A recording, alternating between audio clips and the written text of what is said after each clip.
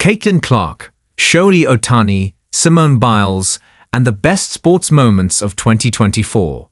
The Caitlin Clark effect.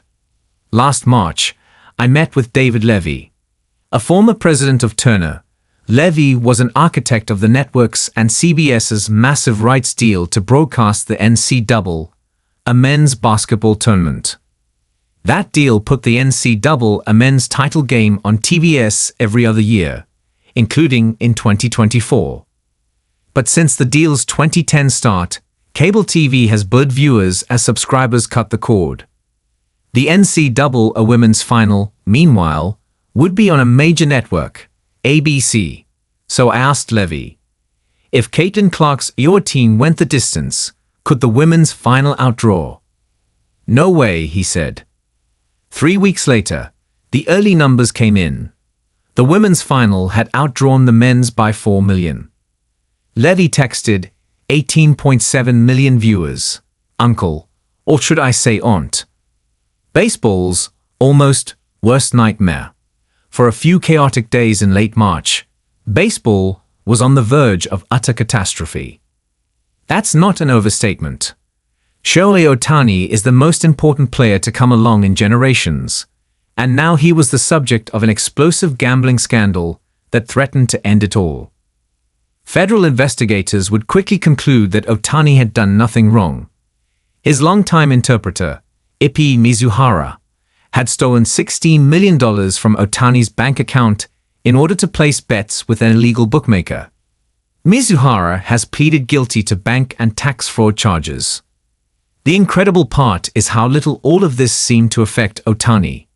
He hit 54 home runs, drove in 130 runs, and stole 59 bases this season, leading the Los Angeles Dodgers to a World Series championship. Ultimately, 2024 further emphasized Ohtani's greatness and highlighted the extent to which the specter of gambling looms as a threat. Playing for third, the first ever Super Bowl played in Las Vegas was an epic night capped by a questionable decision. With the Chiefs and 49ers tied at 19 at the end of regulation, the NFL's new postseason overtime rules, in which both teams were guaranteed a possession, came into play. The 49ers won the overtime coin toss and elected to take the football, with 49ers coach Mike Shanahan explaining afterward, "We just wanted the ball third." The 49ers went on to kick a field goal, but Patrick Mahomes then led the Chiefs on a 13-play, 75-yard drive capped by a 3-yard touchdown pass to Mecole Hardman to win the Lombardi Trophy for Kansas City. I assumed you just want the ball because you score a touchdown and win, but I guess that's not the case, 49ers fullback Kyle Juszczyk said. The game ended without a third possession. Riviera tourist. For the most part, cycling is considered a non-contact sport. But what Tadej Pogačar did to the rest of the Tour de France peloton this summer constituted nothing short of a beatdown. I had watched him do this before, up close, at the 2020 and 2021 tours. Only his performance this July felt somehow more impressive to me, as he closed out the race with 3 consecutive stage wins on the French Riviera. The reason? I knew those steep, twisting roads by heart.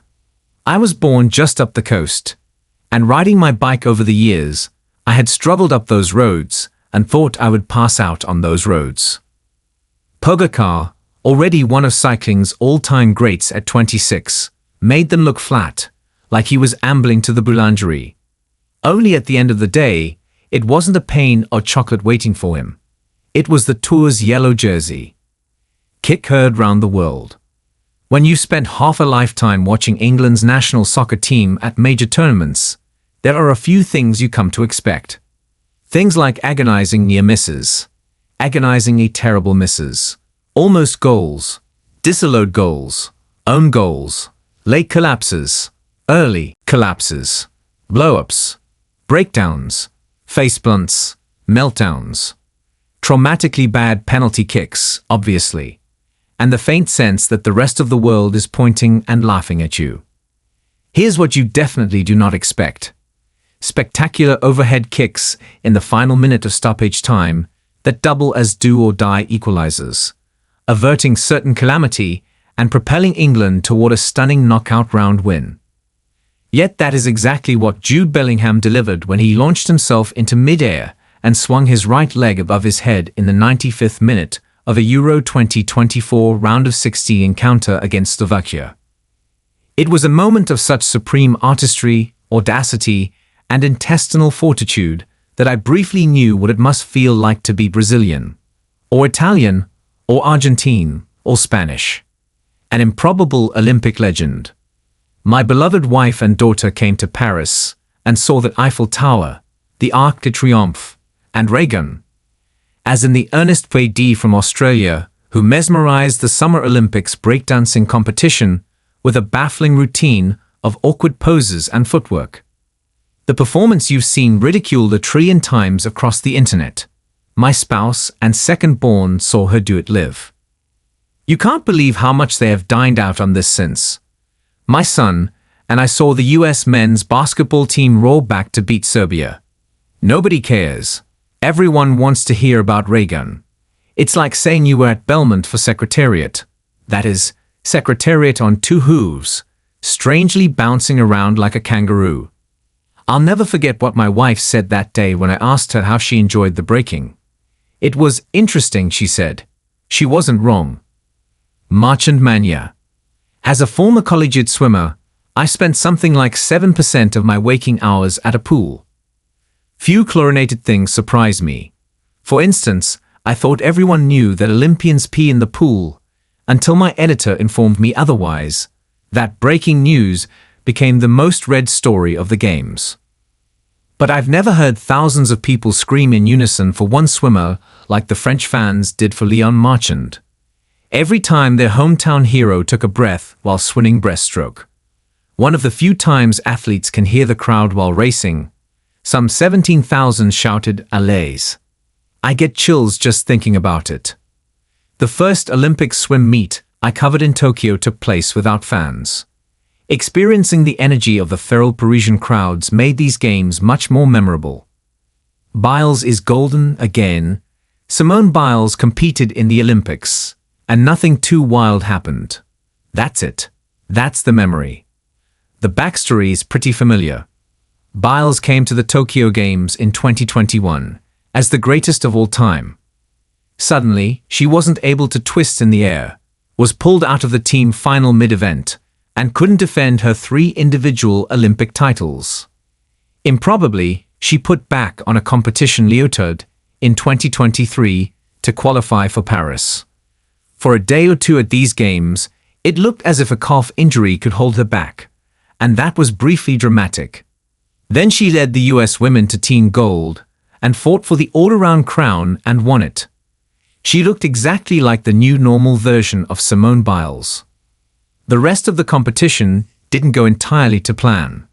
Gold on vault, a fall on beam in a messy final, silver on floor in an even messier final. None of it was comparable to the chaos 3 years earlier. Steph saves Team USA. It was supposed to be a coronation. LeBron James, Stephen Curry, and Kevin Durant were teaming up for the first time in Paris. 3 longtime rivals buddying up to cruise to a gold medal and sip melot. Then, in the medal round, things got hairy. In the semifinals, Serbia led the US by as many as 17 points when Curry caught fire. He poured in 36 points, making 9 three-pointers, many of them, still, after 15 years of NBA heroics, hard to believe.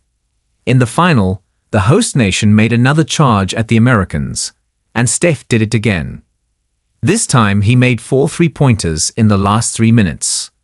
The last of them was a leaning, double-teamed, entirely inadvisable, and totally unforgettable heave.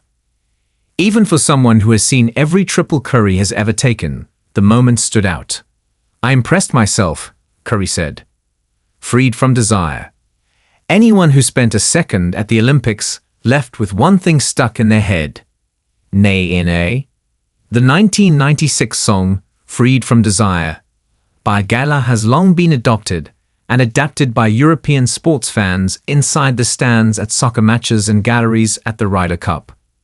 A famous version from English fans swaps the song's title with Vardy's On Fire, in honor of striker Jamie Vardy. Then it became the unofficial anthem of the Paris Games, with the earworm blaring everywhere from the Grand Palais to the steps of the Eiffel Tower. And it didn't need any translation for fans from across the globe when they could belt out the na-na-na-nas that follow the chorus.